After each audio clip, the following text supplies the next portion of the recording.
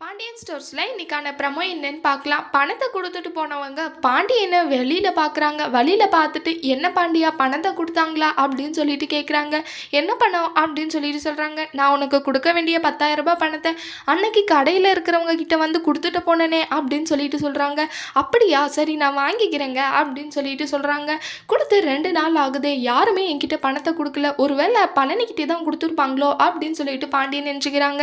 அடுத்து பழனி தராமலே இருக்கான் பாத்தியா எவ்வளோ தைரியம் அப்படின்னு சொல்லிட்டு பாண்டியனுக்கு கோவம் வருது.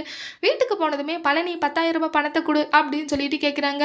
என்ன மச்சான் என்ன பணத்தை கேட்குற அப்படின்னு சொல்லிட்டு கேட்குறாங்க. 10,000 கொடுத்துட்டு போனாங்களே அப்படின்னு சொல்லிட்டு சொல்கிறாங்க. எனக்கு என்ன சொல்கிறீங்கன்னு புரியல மாமா மச்சான் அப்படின்னு சொல்லிட்டு சொல்கிறாங்க. உடனே மயிலுக்காங்க உடனே பயமாக இருக்குது. ஐயோ அப்பா அந்த பணத்தை எடுத்துகிட்டு தானே சீர் செஞ்சார் அப்படின்னு சொல்லிட்டு பயப்படுறாங்க. ஆனால் பழனியே வந்து பணத்தை எடுக்கல கொடுக்கவே இல்லை யாரும் என்கிட்ட அப்படின்னு சொல்லிட்டு சொல்கிறாங்க. பொய் சொல்லாத பழனி இப்போவே என்கிட்ட பொய் சொல்ல பார்க்குறியா? அந்த பணத்தை நீயே வச்சுக்கலான்னு நினச்சேன் என்கிட்ட ஒரு வார்த்தை சொல்லிட்டாவது எடுத்துக்கிடலாம்ல அப்படின்னு சொல்லிட்டு சொல்கிறாங்க. உடனே கோவப்பட்டு திரும்ப திரும்ப பழனி நான் எடுக்கல மச்சான் அப்படின்னு சொல்கிறாங்க.